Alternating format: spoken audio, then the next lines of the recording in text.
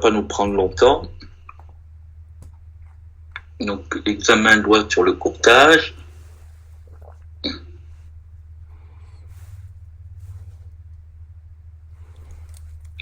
Good. Alors, partie 1.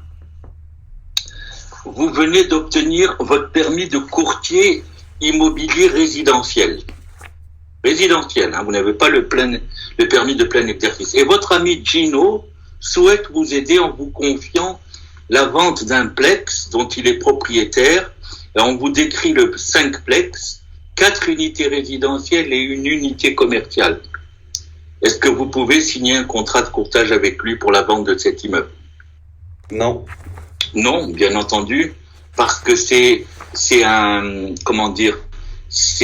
plus de 4 logements. Hein. On a droit 4 logements maximum, principalement résidentiels. Donc c'est non. Deuxième question. La situation aurait-elle été différente? Excusez, M. Pérez, mais c'est quel questionnaire celui-là? Il me semble qu'on n'a pas le même. Oui, c'est moi qui suis pas. Non, peut-être vous n'étiez pas là tout à l'heure. On est en train de corriger votre examen. Non, j'étais là. Ah, ok, parfait, excusez. C'est ça, j'ai manqué. Merci. Alors, prenez vite votre examen numéro 1. Ouais, je m'excuse de passer du coq à l'âne comme ça, mais c'est mieux parce que si jamais on n'a pas le temps de corriger les questions, ce qui m'étonnerait, il vaut mieux au moins que vous ayez une idée de votre... C'est différent le prochain examen, mais là, ce que je veux que vous voyez, c'est certains qui m'ont manqué des questions. C'est à mon avis juste... Excusez-moi, ils n'ont pas bien lu. Alors c'est pour vous encourager à bien lire. C'est pour ça que je tiens à le corriger. Alors je recommence.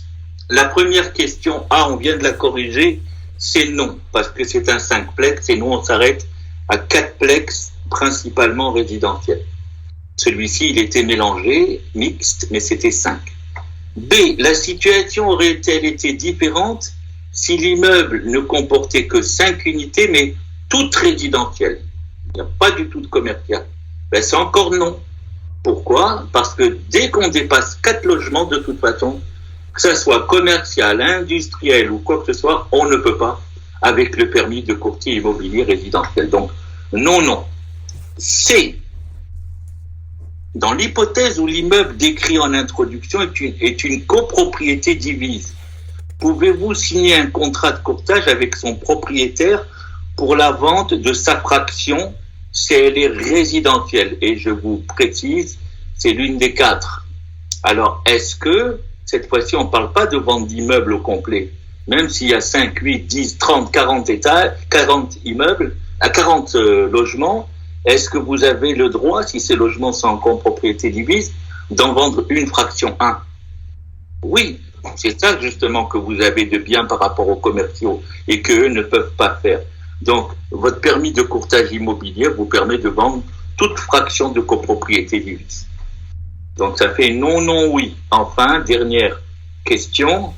Même question cette fois-ci si la vente concerne la fraction commerciale. Il existe quelquefois, et souvent même, des condos commerciaux, industriels. Alors là, par contre, c'est non. Vous ne pouvez pas vendre un condo qui soit commercial. Donc, je répète, non, oui, non. Et on passe à la question d'après. La question d'après, notez tout de suite les réponses. Puis après, si vous avez un doute, je vais vous expliquer. Il y avait 6 questions. A, B, C, D, E, F, en fait. Hein, c'est ça, je dis pas de bêtises. C'est tout oui. Pourquoi vous avez mal lu? Mais qu'est-ce que je vous ai dit? Rappelez-vous.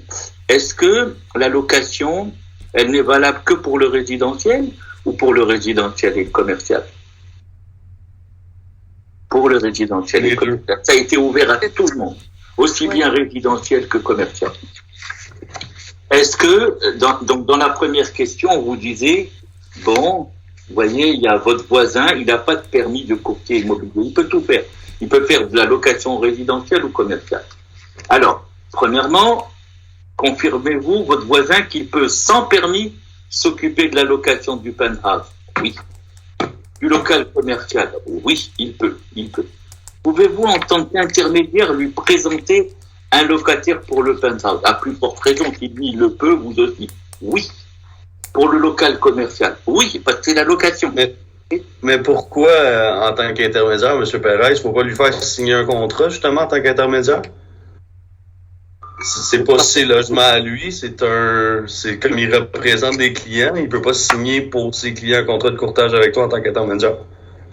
Oui, il peut signer un contrat de courtage de location immobilière. Ouais, mais ça, c'est quand c'est son unité à lui, là, c'est pas son unité. Non, pourquoi son unité à lui? Ben là, il représente des clients. Fait que c'est comme si moi, j'ai pas de permis, je représente des gens, je peux pas signer à leur place un contrat de location avec un agent immobilier, là. Non, mais quand on parle de représenter, peut-être vous avez mal compris, c'est-à-dire, est-ce que vous pouvez être son intermédiaire? C'est ça que ça veut dire.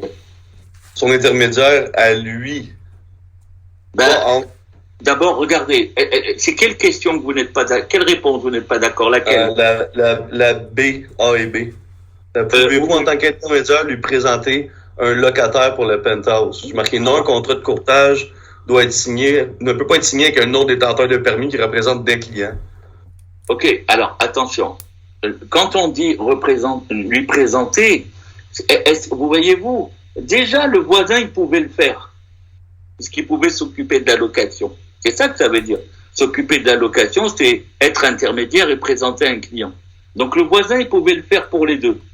Et vous aussi, vous pouvez le faire pour les deux. En tant qu'intermédiaire, c'est-à-dire vous pouvez amener un locataire et être l'intermédiaire. Oui, vous pouvez. Tout le monde peut. La location, tout le monde le peut. Il y a une seule distinction, vous allez voir où, mais je ne sais même pas si je vous l'ai posé ici. Mais là, oui, tu peux, Alec, sans aucun problème. Dans les deux cas, que ça soit le penthouse ou le local commercial, du moment que c'est de la location, tout le monde le peut. Ton voisin, ta sœur peut être l'intermédiaire. Parce que la location n'est pas régie nulle part. Ça y est, la location depuis 2018, elle n'est plus chasse gardée pour les courtiers immobiliers. Tout le monde peut le faire. Alors, M. Perez, il peut signer, c'est pas en tant que pas en tant que courtier immobilier, en tant que personne ordinaire. Il n'a pas le droit. Le voisin, il n'a pas le droit de dire qu'il est courtier immobilier. Il n'a pas le droit. Mais il a le droit de signer un contrat de courtage de location immobilière. Il faut qu'il précise location. Mais il ne peut pas s'appeler un courtier. Il n'a pas le droit. Mais moi, oui. Là, quand je vous dis, pouvez-vous en tant qu'intermédiaire lui présenter un locataire pour le penthouse? Ben vous avez, oui, bien sûr, vous pouvez. Mais en plus, vous avez le droit de dire que vous êtes courtier immobilier parce que vous l'êtes. Oui. Et pour le commercial? Le voisin, il y a deux choses qu'il ne peut pas. La première, il ne peut pas se dire courtier immobilier. Il ne peut pas écrire qu'il signe un contrat de courtage immobilier tout court. Il faut qu'il mette location. Et il y a une troisième chose que certains ont mal compris dans une autre question, je crois, t'en vois. Voilà, la question C. On va faire la question C. Et je vais vous dire la troisième chose. Donc on est bien d'accord que dans les 4 premières questions, c'était oui, oui, oui, oui. Maintenant, on vous dit, si tu présentes à ton voisin un locataire qui va louer l'appartement de qui il représente, du locataire, est-ce que pour le penthouse, tu as droit à une rétribution? Oui. Mais il est marqué dans vos notes, M. Perez, que le courtier ne peut pas s'attendre à une rétribution s'il fait intermédiaire avec un autre détenteur de permis. Alex, tu as mal lu, tu vas voir toi-même pourquoi. C'est ça le troisième point. Donc, B, pour l'opération du local commercial, oui, tu peux recevoir. Ce qu'on ne peut pas faire, c'est le contraire. Un courtier ne peut jamais partager sa rétribution avec quelqu'un d'autre qui ne soit pas un titulaire de permis ou qui ne soit pas une exception prévue à l'article 3. Ça aurait été le contraire, par exemple, toi tu es le locateur et ton voisin qui n'a pas de permis t'amène un client, tu n'as pas le droit de partager ta rétribution avec lui. C'est ça la chose qui a été... tu n'es pas le seul, il y en a pas mal qui ont mal lu leurs notes. C'est pour ça que je voulais absolument vous montrer ça. Ça, c'est une chose que certains d'entre vous, vous avez manqué. Pas tous, mais certains. Alors faites attention et rappelez-vous, la loi sur le courtage, elle ne nous dit pas ton voisin, elle s'en fout du voisin, elle parle de vous. La loi sur le courtage, elle part toujours de vous pour bien la comprendre. Tu vois, Alec? Tu n'as pas le droit de partager ta rétribution autrement qu'avec un autre titulaire de permis ou les exceptions. Ça va, Alec? Monsieur Sam, on va continuer, puis je vais juste essayer de retrouver dans le PowerPoint ce qui était indiqué. Peut-être que je l'ai mal compris, mais on pourrait regarder par la suite. Ouais, mais c'est sûr à 100%, mais tu pourras regarder c'est bien que tu t'en convainques toi-même et comme ça que tu le retiennes, hein. Un titulaire de permis ne peut jamais, absolument, jamais partager sa rétribution. Tu peux être tout à fait tranquille, Alex. Tu vas le relire toi-même et ça va être mieux. Ah, mais ça je suis d'accord avec vous, M. Perret. Ça, je le savais, c'est correct. C'était plus le niveau de... on peut pas demander une rétribution à un non-détenteur de permis. C'est ça qui m'avait... Le non-détenteur de permis... on peut pas il n'a pas le droit de faire du courtage immobilier. Mais quand il a le droit de faire de la location, s'il veut partager avec nous, il n'y a aucun problème. Vous savez, à chaque fois qu'on a des références d'un courtier hypothécaire, d'une banque, il n'y a pas de problème. Mais nous, on n'a pas le droit de donner à une banque. Tu comprends? Nous, en tant que courtier, on ne doit pas donner à un promoteur. On ne doit pas partager avec une banque. On doit pas, tu comprends? On peut donner à un avocat qui est dans l'exercice de ses fonctions, parce que la loi l'a prévu.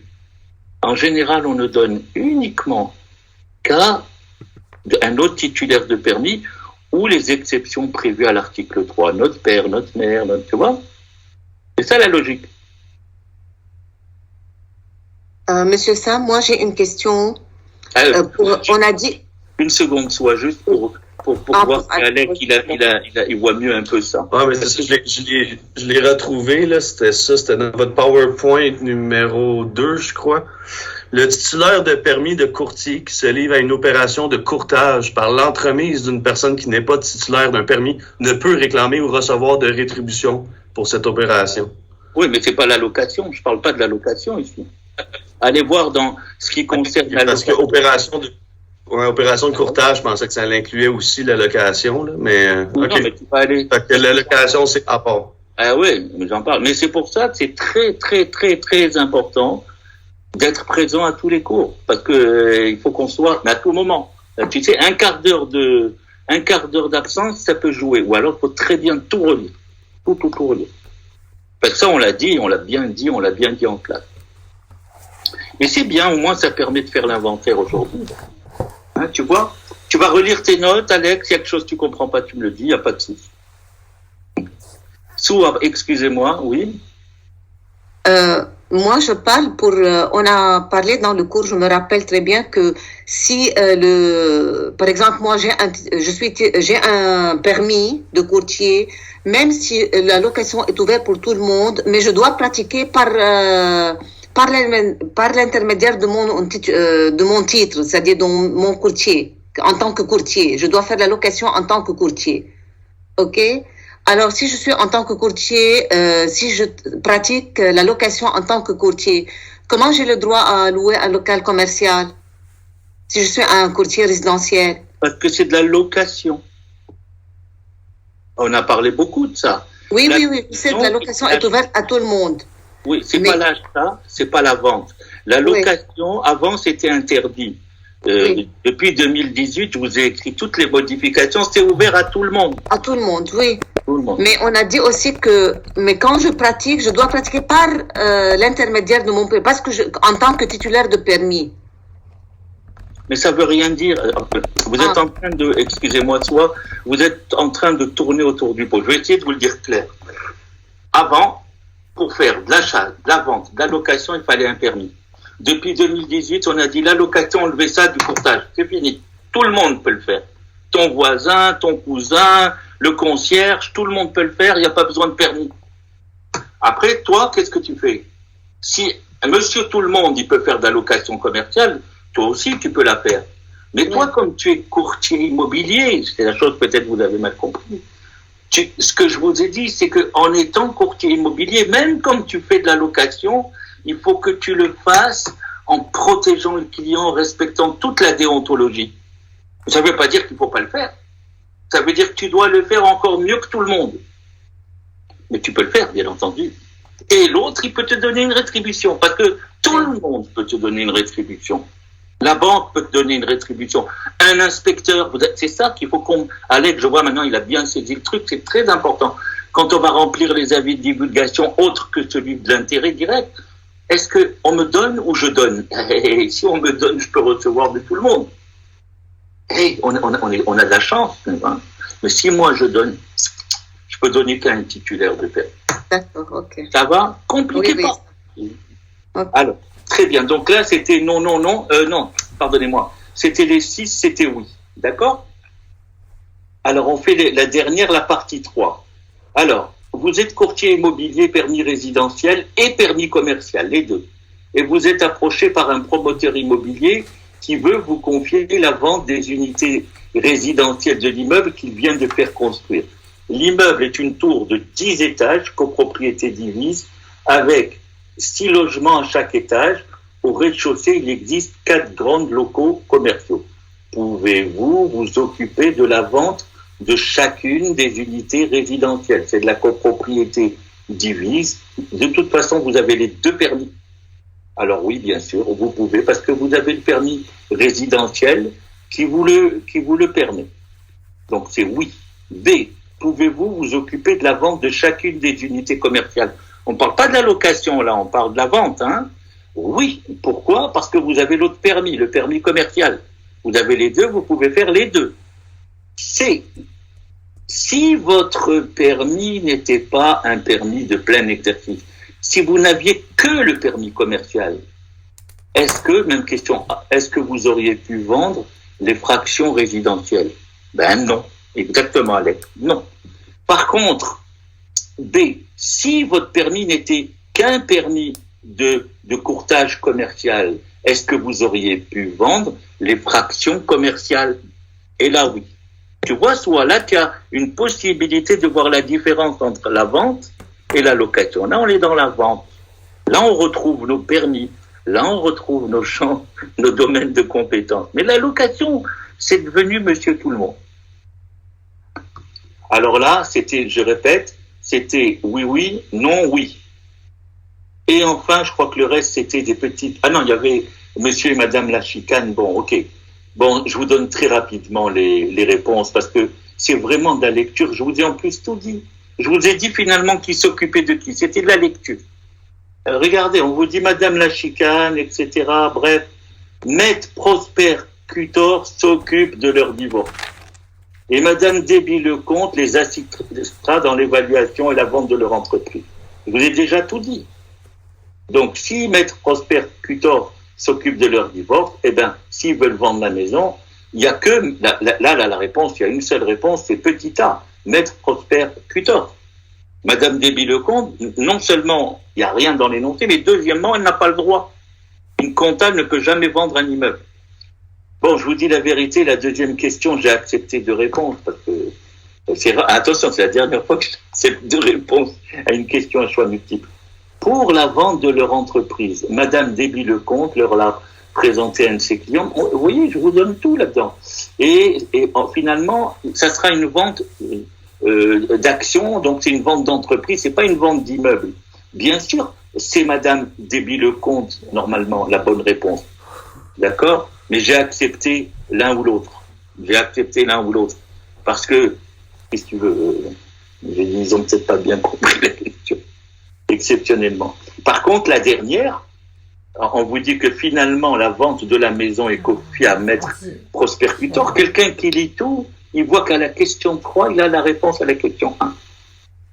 C'est important, ça, je vous dis, à l'OACIQ, ne répondez pas tout de suite, lisez tout. Si quelqu'un était arrivé jusque-là, serait dit, ben, si M. Pérez nous parle de M. Prosper Cutor, c'est sûr que dans la première, c'était Prosper Cutor. En tout cas, on vous dit que c'est Prosper Cutor, Maître Prosper Cutor, et il a un voisin qui s'appelle à l'extérieur, qui est intéressé par l'achat de la propriété. Alors, maintenant, selon la LCI et ses règlements, si monsieur à l'extérieur achète la propriété du couple La Chicane, est-ce que Maître Prosper Cutor n'aura pas droit à une rétribution compte tenu qu'il y a un conflit d'intérêts du fait que l'acheteur est son voisin, ça veut rien dire. On n'a jamais parlé de ça. On a parlé de quoi dans l'exercice de ces fonctions? On n'a jamais parlé de conflit d'intérêts. Il y a peut-être, mais on n'a pas. Dans la réponse, c'est pas ça. Parce que rappelez-vous, on va très bien le voir après les faits. La loi sur le courtage, essayez de vous en rappeler. Elle nous dit pas que si on est en conflit d'intérêts, on peut plus rien faire.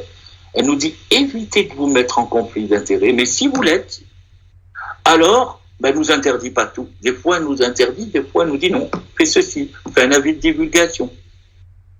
Je vous lis la deuxième. Maître prosecutor aura droit à une rétribution car l'opération entre dans le cadre des exceptions prévues à l'article 3. C'est ça la bonne réponse. Pourquoi? Parce qu'il est dans l'exercice de ses fonctions. Et quand je vous dis la dernière, il n'a pas droit à une rétribution parce qu'il n'est pas dans l'exercice de ses fonctions, parce que son acheteur est un voisin, ça n'a rien à voir. Il est dans l'exercice de ses fonctions par rapport au couple La Chicane. Donc la bonne réponse, c'était B aussi. Alors, ensuite, on y va pour la dernière. Alors, les deux premières, sollicitations téléphoniques et explications de services, c'est oui, oui. La prise de rendez-vous téléphonique, c'est pas un acte de courtage.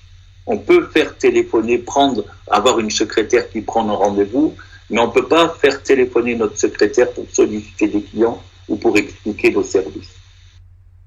Ensuite, quelle est la différence entre suspension et révocation? Je crois que tout le monde l'a donné, peut-être à une exception près. Oui, mais qui n'est même pas là aujourd'hui en classe, alors je le sais. Tous, vous m'avez expliqué que la suspension, c'est c'est un gel du permis temporaire, une révocation, c'est une annulation définitive. Il y en a qui m'ont dit un peu plus, mais en général, ça a été très bien, celle-là. La deuxième aussi, celle que vous êtes au cégep, mon petit, la majorité de la classe l'a bien eu. Non, la réponse, c'est non. On ne peut pas nous s'occuper de notre voisin malade, en aucun cas. Si c'était notre père ou notre frère, on pourrait s'occuper, mais jamais il ne fait pas partie des exceptions. La 4 aussi, alors voilà, tiens, un exemple là, Alec. Un promoteur immobilier vous envoie ses clients acheteurs afin qu'ils signent avec vous un contrat de courtage pour la vente de leur maison.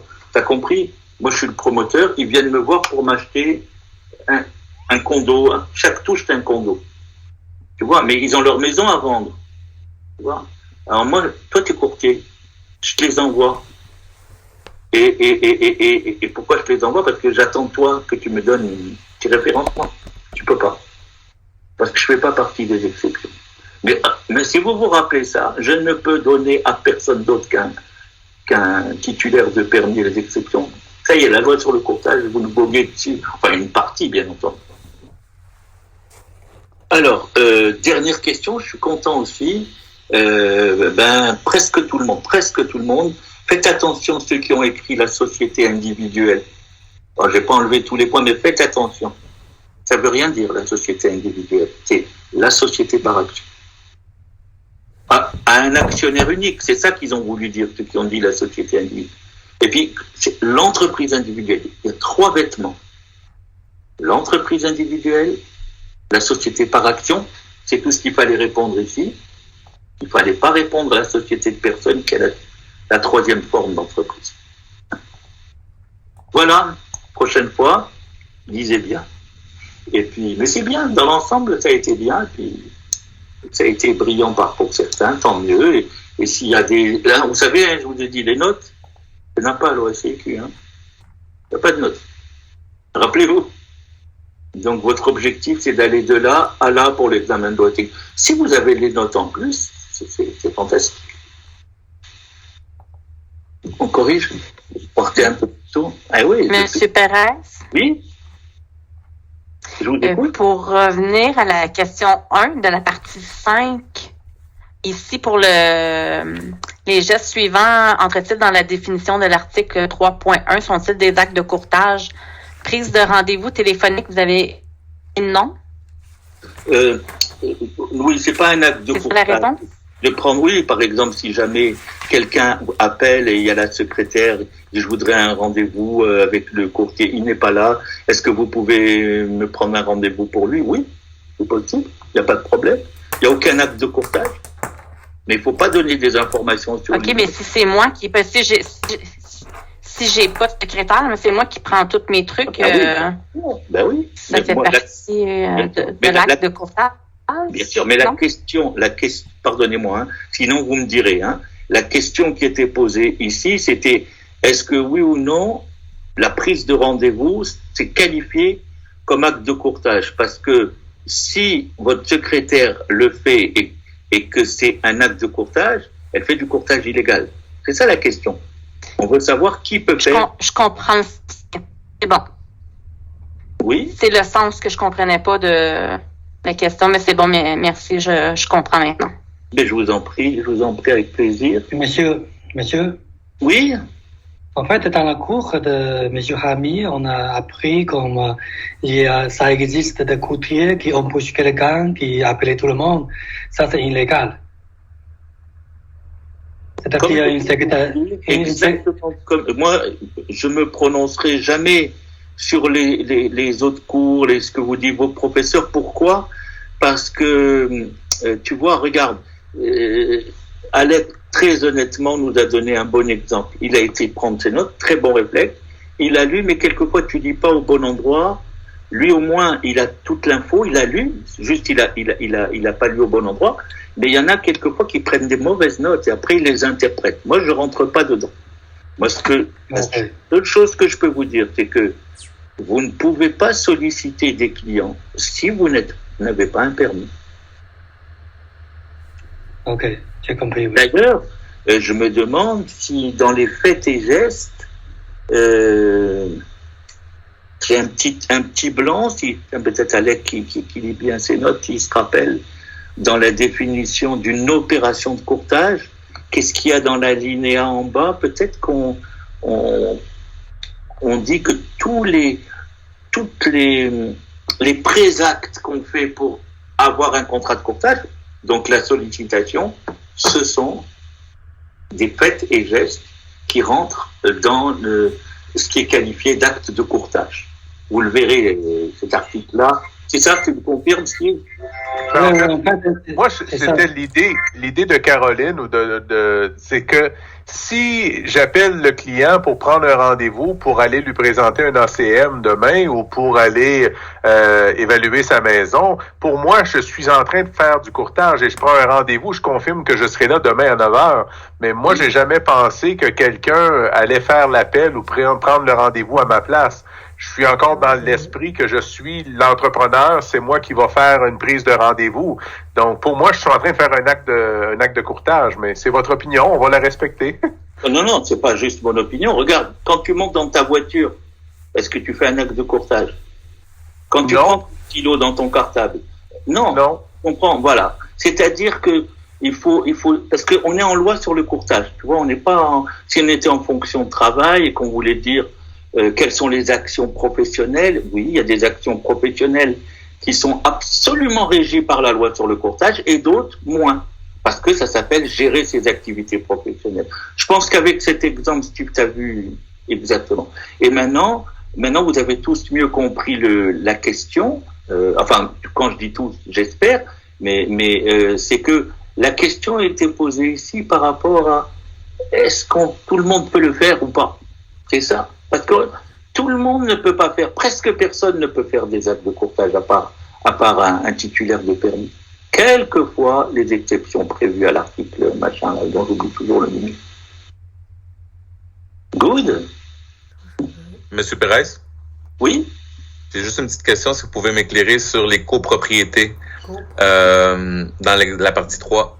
Ma question, c'est quand il y a des locaux commerciaux, même si c'est dans une copropriété, puis on n'est pas courtier immobilier commercial. Ah, pardon. Si on l'est, on peut le vendre, mais si on l'est pas, on peut pas. C'est ça? Si vous êtes courtier immobilier commercial, vous pouvez, bien sûr, vous occuper, et d'ailleurs que vous, de la vente d'un immeuble commercial. Ça, c'est sûr. Vous, parce que vous avez... Si dans ce projet de copropriété, on est seulement courtier immobilier résidentiel, on ne pourra pas s'en occuper. Non, vous ne pourrez pas. Parfait. Vous pourrez vous occuper de toutes les fractions résidentielles, il n'y a pas de problème, une par une, bien sûr.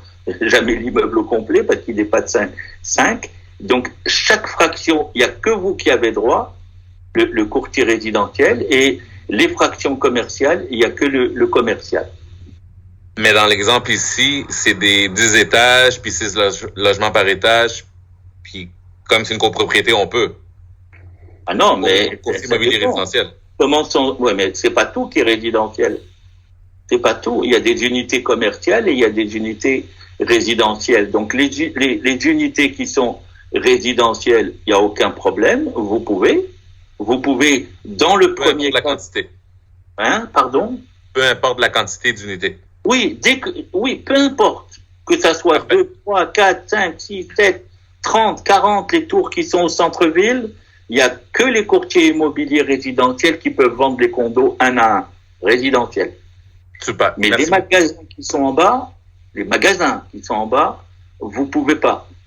Parce que c'est des condos commerciaux. Par contre, c'est ça qui vous permet, donc, les commerciaux du bas, c'est un courtier commercial qui le peut. Si vous avez les deux permis, vous les vendez les deux, comme au début.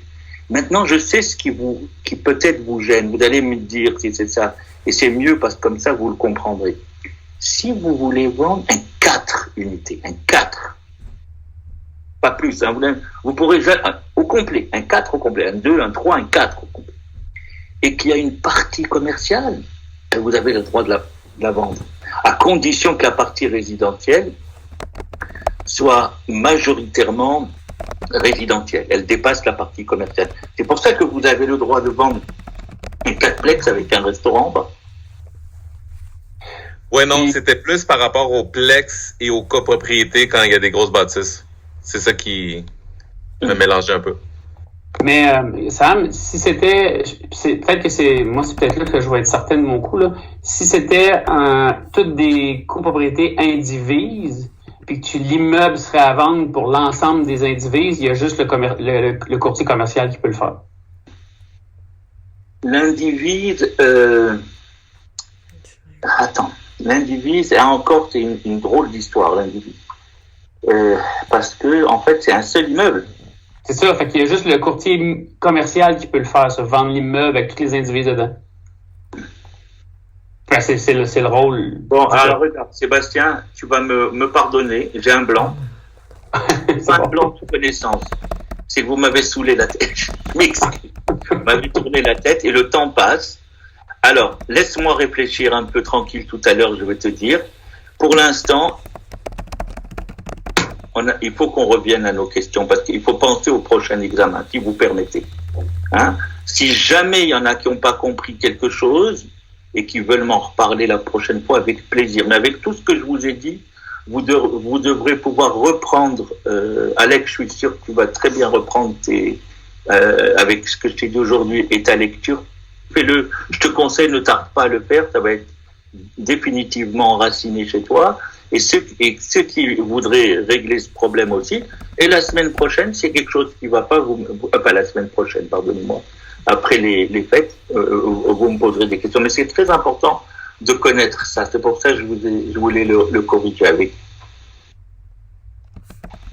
Alors, plus de questions la prochaine fois. Maintenant, on répond aux questions parce que je veux pas, il est déjà 14h31.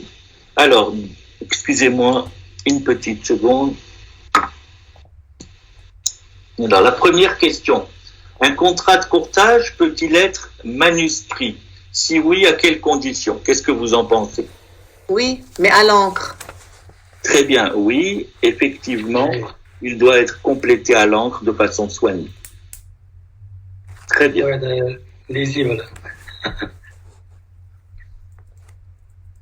Est-ce que j'ai manqué quelque chose, une blague là? Je vois qu'il y en a un ou deux qui sourient. Non? Il faut être lisible. Oui, lisible, exactement. Soigné et lisible. Tu as parfaitement raison, Dingwa. Ben, ça fait plaisir de te revoir revenir en caméra. Alors, l'autre. Jean, vendeur d'une propriété unifamiliale signe avec Henri, courtier immobilier, un contrat de courtage pour la vente de la propriété. Hein. Le prix de vente est établi à 425 000. Ça, c'est ce qu'il y a sur le contrat de courtage. Après quelques semaines, vu le manque d'intérêt manifesté par des acheteurs potentiels, Henri suggère à son client, Henri c'est le courtier immobilier, à son client de diminuer le prix de vente à 400 000. Alors, pour faire ça, le montant de 425 000 $ est raturé sur la copie originale du vendeur, ainsi que sur celle du courtier. Ils n'oublient pas de raturer les deux, pour être remplacé sur les deux copies, celle du courtier et celle du vendeur, par le chiffre de 400 000 $.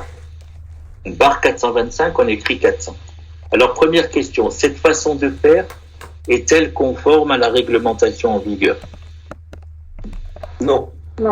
Non, horreur même, il faut dire. Horreur, non. C'est impossible. Faites attention, on va retrouver ça plus tard. On n'a jamais le droit de toucher, rappelez-vous, un document à partir du moment où il a été signé. Et rappelez-vous, même si c'était un seul qui l'avait signé, même si c'était que le client et pas moi, ou moi et pas le client, dès qu'il a été signé par une partie, on ne peut plus le toucher. Alors, question 3, elle est un petit peu à la suite de la 2. Comment doit être rédigée une modification ou un ajout à un formulaire? Qu'est-ce qu'il aurait fallu faire si on voulait changer le 425 en 400? On a le droit. Mais comment on fait? Il faut remplir un autre formulaire. Très bien. Modification. Très bien. Il faut utiliser un formulaire de modification. Pour modifier un formulaire, n'importe lequel, une PA, un contrat, il faut utiliser un formulaire qu'on appelle modification. Bon, ça c'est une question intéressante. Question 4, bien connaître ça. En quoi consiste la différence principale dans la nature des réclamations faites au fonds d'indemnisation avec celles adressées au fonds d'assurance? Alec, si tu veux. Bon, fonds d'indemnisation, j'ai marqué égal fraude. Et fonds d'assurance, réclamation d'assurance, donc bris, perte, vol, vandalisme, etc. Alors, le fonds d'indemnisation, tu as parfaitement raison. Le fonds d'indemnisation, je peux vous dicter, le fonds d'indemnisation indemnise les victimes des fraudes, comme dit Alec, des fraudes, des détournements de fonds. Si vous vous rappelez, ça c'est très bien, on dit très souvent, et des manœuvres dolodiques, mais fraude et détournement de fonds, d'accord?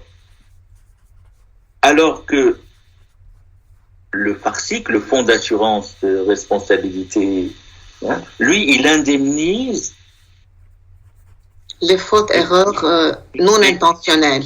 Exactement. Erreurs professionnelles. Ouais, les clients qui ont été victimes d'erreurs non intentionnelles de la part du courtier. Les clients victimes d'erreurs et de fautes non intentionnelles du courtier immobilier.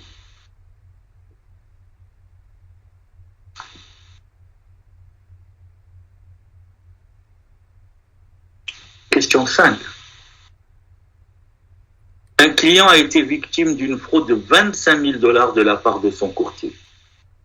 À qui doit être adressée la réclamation? C'est ça le plus important. Comment doit-elle être et quels renseignements? Je voulais dire, mais rappelez-vous. Alors, à qui on va adresser la réclamation?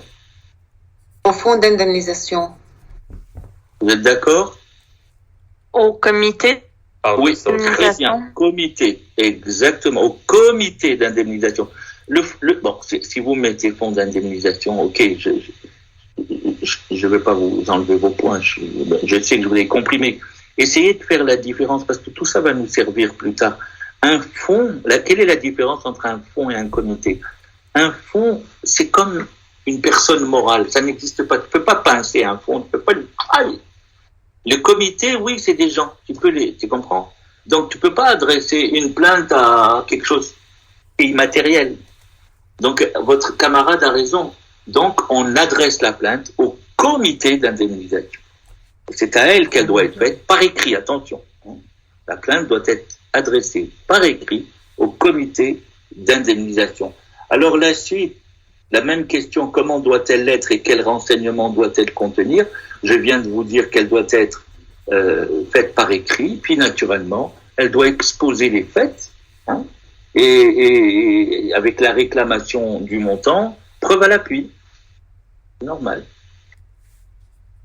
Elle doit aussi indiquer le courtier qui est visé par la plainte. Donc, la réclamation doit être faite par écrit. Elle doit exposer les faits, indiquer le montant réclamé et identifier ou indiquer le courtier visé. Est-ce que le comité d'indemnisation, est-ce que c'est un tribunal? Non. Non. C'est pas un tribunal. Ok, on continue. Question 6. La loi prévoit que l'OACIQ est subrogé dans les droits de la victime lorsqu'il lui verse une indemnité. Expliquez ce concept juridique et éventuellement donnez-moi un exemple. Je crois qu'il y a une question, ça c'est la question 7, je crois. J'ai sauté une question? Oui, je crois. Est-ce que la décision du comité d'indemnisation est définitive ou non? C'est ça avant, non? Et ça que vous avez? J'ai une vieille version de... Attends, j'ai une vieille version. Je vais voir laquelle je vous ai envoyée. Donnez-moi une seconde. Attends, elle est peut-être là. Donne-moi une seconde. Elle doit être là. Je m'excuse si c'est ça. La question 6, ça parle de l'OACIQ subrogé, là. Ah, donc tu es comme moi, toi? C'est la même chose que toi, oui. C'est le même. Ah non, alors, toi, vous avez un problème. On est à la question 6. La question 6, c'est ça. Quelle question vous êtes, Soa? Je vous entends pas. On vous entend pas. Excusez-moi. Micro.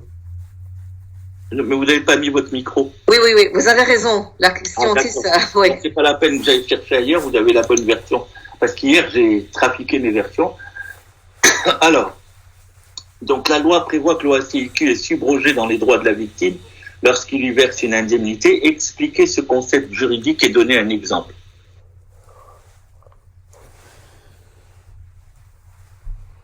Vous avez sans doute dû voir la subrogation en droit. Ça vous dit quelque chose? Moi, ça me dit Non. Non? Est-ce que ça veut dire qu'il substitue comme la victime pour payer, qu'on ne peut pas après aller contre la... Il le substitue. Oui, Véronique, vous êtes en plein dedans. Vous allez voir les termes, mais c'est ça. En fait, je vais vous donner un exemple. Vous savez, vous avez tous entendu parler de la SCHL. Si, par exemple, je demande un prêt à ma banque en tant qu'emprunteur et que j'amène une mise de fonds inférieure à un montant légal qui est demandé, on va quand même me prêter de l'argent, la banque va me prêter, mais elle ne peut pas me prêter si la SCHL n'est pas d'accord. C'est la SCHL qui va faire mon dossier et qui va dire à la banque OK. Pourquoi? Parce que la SCHL va assurer mon dossier. Bien sûr, ça va me coûter de l'argent en plus. Mais en fait, la SCHL ne m'assure pas moi. Elle assure la banque. Si jamais je ne rembourse pas la banque, imaginons j'emprunte 320 000 $, je commence à payer, à un moment il reste 250 000. J'arrête de payer, je peux plus. Ben, la SCHL, elle va payer la banque 250 000 $. Il y a une franchise, on ne va pas rentrer là-dedans, mais avec la pénalité, les intérêts et tout, moins une franchise, la banque aura au moins 250 si c'est pas plus. OK? Alors, vous avez vu cette assurance, c'est moi qui la paye, mais je m'assure pas moi, j'assure la banque. Maintenant, quand la SCHL, moi je paye plus, et qu'elle paye la banque, Rappelez-vous au début, quand la banque m'a prêté l'argent pour acheter cette maison, qu'est-ce que moi j'ai donné à la banque? Quand la banque m'a consenti un prêt hypothécaire, qu'est-ce que je lui ai consenti moi? Une hypothèque. Ouais. Une hypothèque, c'est moi qui le donne à la banque, c'est pas elle qui me le donne. Elle me donne un prêt de 320 000 et moi je lui donne une garantie qui s'appelle une hypothèque. C'est ça, cette garantie qui a un nom spécial. Pourquoi on l'appelle hypothèque? C'est qu'une garantie, mais parce que ça veut dire, cette garantie, c'est si je te paye pas, tu peux venir me prendre ma maison. Je le signe là, devant le notaire. Donc, quand je paye plus la banque, normalement c'est la banque qui doit venir me prendre ma maison. Ah oui, mais maintenant la SCHL a payé la banque. Ben, la banque, elle va pas gagner 2 fois l'argent. Elle va venir me reprendre la maison. Donc la SCHL est subrogée dans les droits de la banque qu'elle a indemnisée. Au lieu que ça soit la banque qui vienne me prendre ma maison, la SCHL, et c'était écrit au départ dans le contrat de prêt et tout, parce que le prêt était assuré et tout, que si on arrivait à cette situation, la SCHL, c'est elle automatiquement qui aurait le droit de venir. Hein, elle endosse l'habit juridique et les droits de la banque. C'est ce que disait un petit peu Véronique, elle se substitue à la banque pour venir me prendre la maison. Voilà un exemple. Alors ici, qu'est-ce qui se passe quand le comité d'indemnisation paye, par exemple, 30 000 $ à un client qui a fait l'objet de manœuvres de détournement de fonds. Moi, le courtier, SOA, je t'ai piqué 30 000 $. Tu me les as donnés, au lieu de les mettre dans le compte en fidécommis, je les ai mis dans mon compte business en pensant que j'allais gagner de l'argent et te rembourser. À la fin, je peux pas. D'accord? Qu'est-ce que tu fais? Tu envoies une plainte par écrit au comité d'indemnisation. Il te paye. Et maintenant que tu es payé, tu vas pas venir me redemander la somme, c'est fini. Il va être subrogé dans tes droits. C'est lui qui va venir me la réclamer. Vous voyez ce que c'est que la notion de subrogation? Ça va, Tingua? Oui, mais subroger, ça veut dire, c'est si on te déplace. Hein? Et? Subroger, ça veut dire, c'est l'OACIQ qui prend de place pour le client. Oui, qui prend la place, tu peux dire comme ça. C'est bien, tu peux le dire avec tes mots. Qui va prendre la place de qui? De la victime pour réclamer au courtier l'argent. Oui, tu peux le dire comme ça. Good. Bon, alors on y va. Voilà un exemple. Ça nous a donné aussi... Ça existe beaucoup en juridique, la subrogation. Alors, Puchette. Le comité d'indemnisation rejette une demande de réclamation de la part de gens qui se disaient victimes d'une manœuvre dolosive. C'est pareil, la manœuvre dolosive, détournement de fonds, normalement c'est couvert. Mais, alors en tout cas, le comité d'indemnisation rejette une demande de réclamation de la part de gens qui prétendaient, à tort ou à raison, qu'il était victime de fraude. Est-ce qu'il peut revenir à la charge et demander au comité de reconsidérer sa décision? On n'en avait pas parlé, mais selon vous, instinctivement. C'est sans appel. Alors, donc, vous l'avez lu de vous-même, bravo, c'est sans appel. Pourquoi c'est sans appel? On peut même pas parler d'appel, si vous permettez. Je le fais exprès de reprendre ce qu'a dit Steve, parce que ce n'est pas un tribunal. Pas un tribunal. Quand c'est un tribunal, la plupart du temps, tu peux faire appel. Mais quand c'est pas un tribunal, en général, tu peux pas. Attention, on peut avoir un recours. On peut avoir un recours. Mais là, il n'y en a pas. Il n'y a aucun recours, aucun appel. La décision est définitive. Elle est sans appel. Pourquoi elle est sans recours? Parce que c'est pas un tribunal. Tu as la preuve qu'on t'a piqué de l'argent, il n'y a pas de souci. Si tu as des fraudes, c'est très facile. Si toi tu commences à faire, je m'excuse quand je dis toi, c'est pas vous, mais si le plaignant commence lui-même à faire de la fraude pour soutirer de l'argent au comité d'indemnisation, on va pas lui donner comme ça. Attention, Q8. Jean est victime d'une fraude de 120 000 $ de la part de son courtier. Peut-il réclamer du comité d'indemnisation la totalité de ce montant? Non, non, vous avez bien travaillé, vous avez vu que 100 000... Mais ça, vous l'aviez déjà vu, je crois, en fonction de travail. Hein. Très bien. Donc, 100 000 $ au maximum. Quelles sont les réclamations qui sont faites aux articles les plus fréquentes selon vous, instinctivement? La superficie mal calculée. Très bien, superficie mal calculée. Les vis cachés, j'ai écrit. Oui, très bien aussi. Les vis cachés, attention, hein, les faux vis cachés, parce que les vrais vis cachés, malheureusement, on peut jamais en tenir.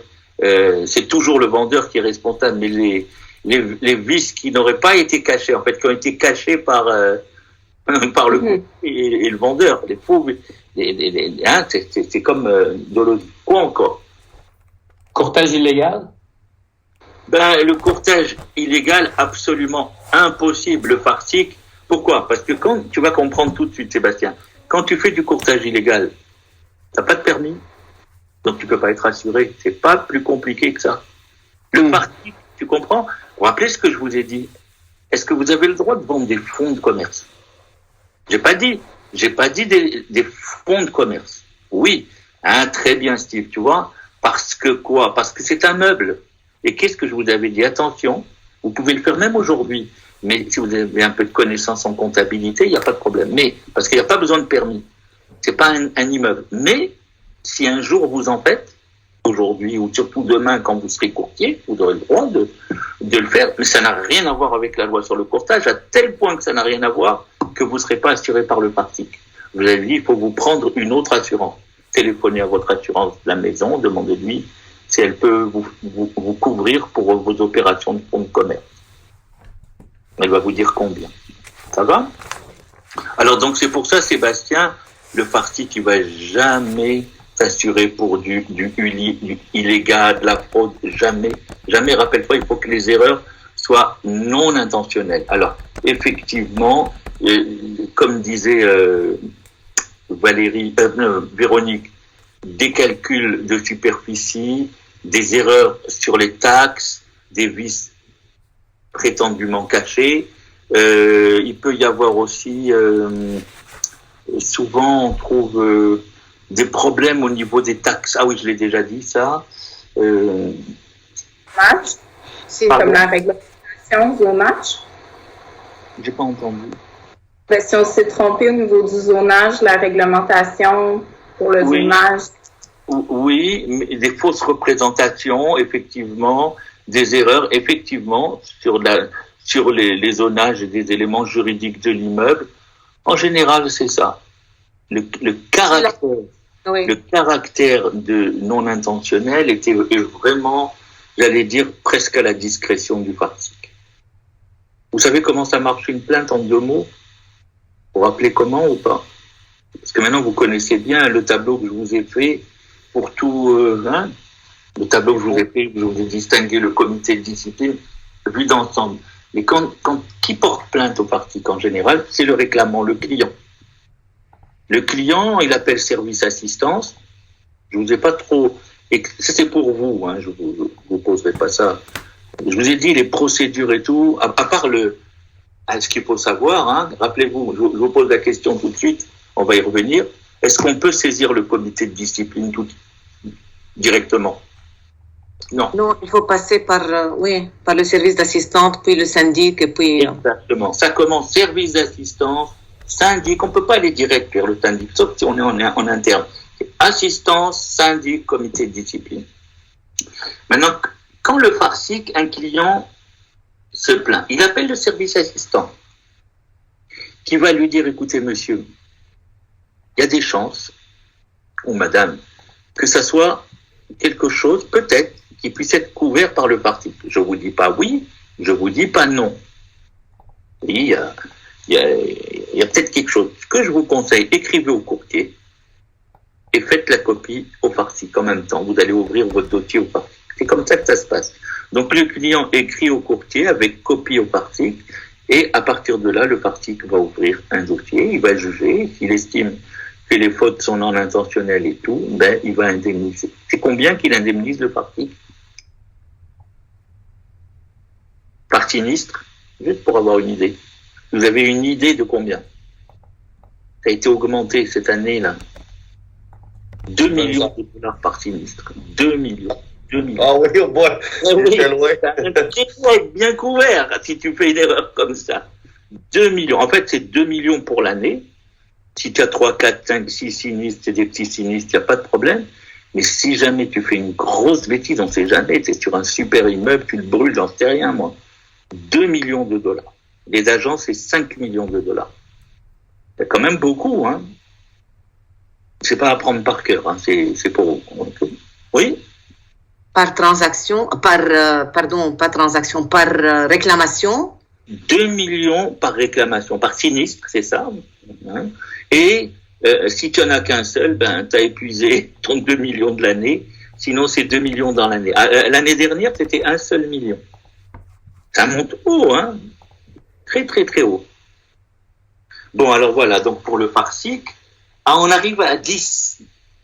Jean est victime d'une erreur professionnelle de la part de son courtier qui a négligé de lui présenter une promesse d'achat qu'il aurait sans doute acceptée.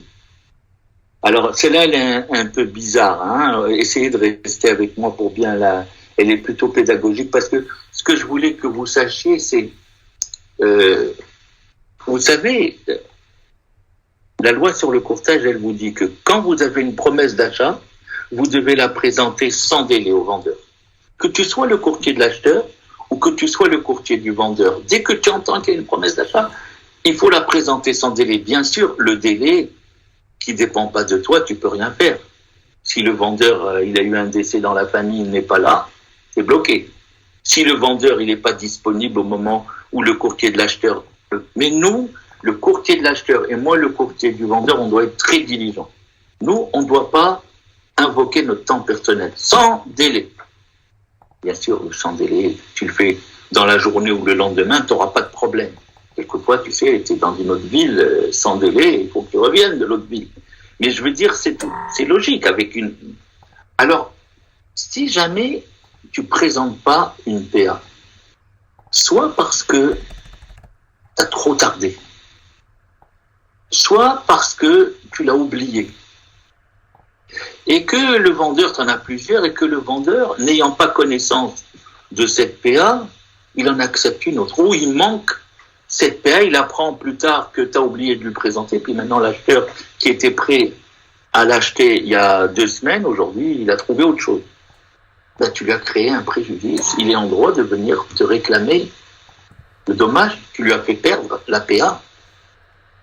Alors, ça c'est vrai. Maintenant, pour les montants, vous allez réfléchir avec votre instinct juridique, j'espère que vous en avez un maintenant, et vous allez me dire, donc ici, Jean a été victime d'une erreur professionnelle de la part de son courtier, il a négligé de lui présenter une PA, et il l'aurait sans doute accepté, cette PA était de, enfin lui il pense, de $300,000. Est-ce qu'il peut faire une réclamation au fonds d'assurance responsabilité professionnelle au Farsic, et si oui, quel montant maximum serait-il en droit d'exiger de l'assureur? Est-ce que c'est une fraude? Non. C'est une erreur. Donc, en principe, le dossier, il peut être présenté au Farsic. Vous êtes d'accord? Bon. Maintenant, bien sûr, le Farsic, il va avoir quoi? Qu'il y a un dommage, et si c'est bien la conséquence d'une erreur ou d'une faute non intentionnelle. À supposer que le Farsic trouve que l'erreur, elle est vraiment non intentionnelle, la deuxième question, dans la première, oui, il peut faire une réclamation au Farsic, si vous voulez noter, puisque les 2 questions. Oui, il peut faire une réclamation au Farsic. Réclamation, ça ne veut pas dire qu'elle va être acceptée. Après, le Farsic verra si elle est non intentionnelle, etc. Mais après, qu'est-ce que vous en pensez? On a dit que, je vous ai dit qu'elle peut indemniser jusqu'à $2 millions, le Farsic. Mais là, qu'est-ce que vous en pensez? C'est pas un perte réelle, 300 000. Exactement, Dingwa, explique-nous. Parce que c'est le client qui imaginait dans sa tête, il a perdu 300 000. T'as raison, il n'a pas perdu la maison, il peut la vendre. Alors, c'est sûr que ça ne sera pas 300 000, Mais si par hasard, il prouvait au juge que là, les seules offres qu'il a, c'est 200, je sais pas moi, 70 000, 75 000, 80 000, alors il pourrait prétendre à réclamer 20, 25 000, 30 000 dollars. Donc c'est toujours la vraie perte qu'on a. Toujours. D'accord? C'est pas parce qu'on a droit à 2 millions qu'on va te donner 2 300 000. Faut que tu prouves ta perte, ton dommage. Très bien. Alors ça, je vous en avais pas parlé, mais vous devez le savoir, peut-être du cours de fonction de travail, sinon c'est pas grave. Est-ce que l'OACIQ peut, on sait qu'il peut, il peut poursuivre disciplinairement, c'est ça le comité de discipline et tout, mais est-ce qu'il peut aussi déposer des poursuites pénales? À votre avis, pénales? Je vous dis la réponse. Non. Oui. Non. Oui. C'est oui. C'est oui. Mais par contre, il faut que vous connaissiez les 2 ou 3 cas dans lesquels on peut faire des poursuites pénales. D'accord? Il n'y a pas beaucoup de cas. Le premier cas, d'après vous, celui-là, vous allez me le trouver. Blanchiment de l'argent. Les fraudes. Les fraudes. Non, pas forcément. Non, Falsification de documents. Oui. Le courtage. Illégal. Pénal, on parle pénal. Première des choses, c'est le courtage illégal. Et il y a 2 qui sont 2 cas de courtage légal. Il y a un cas, c'est le courtage illégal, et les 2 autres, c'est le courtage légal, mais des fautes qui sont impardonnables. La première, c'est entrave à un inspecteur. Donc vous pouvez l'écrire. Donc premièrement, c'était courtage illégal. Deuxièmement, entrave au travail de l'inspecteur. Ça peut occasionner des poursuites pénales. Si tu commences à refuser à l'inspecteur des documents, tu lui donnes des faux documents, tu ne le laisses pas faire son travail, tu risques du pénal. Troisième chose, cette fois-ci, c'est le manque d'encadrement des dirigeants d'agence. Si les dirigeants d'agence n'encadrent pas bien leurs courtiers, ils risquent du pénal. Voilà. Les 3, ça, il faut vous en rappeler pour vous, s'il vous plaît, d'accord? D'accord? Vous pourriez avoir d'ailleurs une question là-dessus, parce que c'est important. Courtage illégal, c'est logique, pénal. Et puis, l'entrave au travail de l'inspecteur, très important. Et enfin, le manque d'encadrement d'un dirigeant, de ses courtiers par un dirigeant d'agence. Et cela devant la Cour de Québec? Alors, normalement, on est obligé d'aller devant la Cour du Québec, exactement. Alors, quelles sont les infractions? C'est fait. Paul pratique illégalement le courtage immobilier. Quelle est la nature de cette infraction? On vient de le dire, c'est une infraction pénale. Pénale. Alors écrivez, c'est une infraction pénale. Qui peut porter plainte et devant quel tribunal? Qui va porter plainte? L'OACIQ, non? Très bien, l'OACIQ. Devant la Cour du Québec. Ouais, devant la chambre criminelle de la Cour du Québec, exactement. Il y a plusieurs chambres devant la chambre criminelle. Donc, c'est une infraction pénale et c'est l'OACIQ qui peut porter plainte devant la chambre criminelle de la Cour du Québec. Bon, là, je vais vous donner j'espère que je m'en rappellerai moi-même des sentences, mais je vous demande pas de les apprendre par cœur. D'ailleurs, il faudra même les vérifier, mais je pense que, alors, dans l'hypothèse où Paul est déclaré coupable, quelle pourrait être sa sentence et justifier votre réponse? C'est-à-dire, il n'y a pas de justifier votre réponse.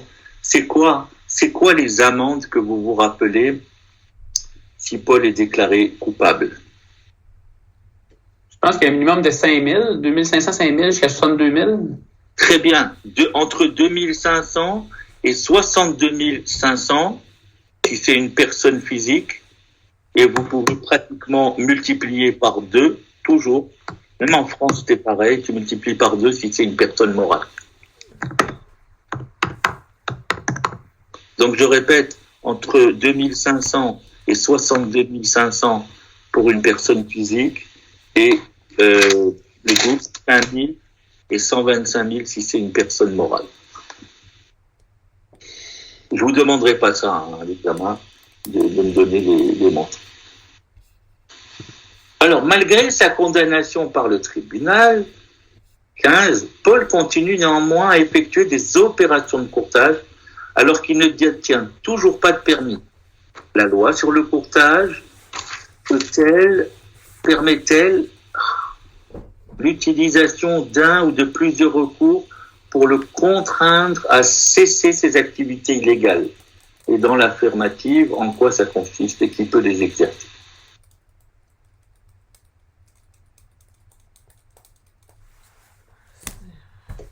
Alors,